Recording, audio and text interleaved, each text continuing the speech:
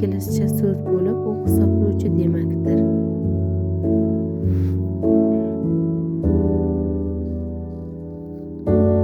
Multimedia texnologiyalari inglizcha so'zdan olingan bo'lib, ko'p muhitli degan ma'noni bildiradi.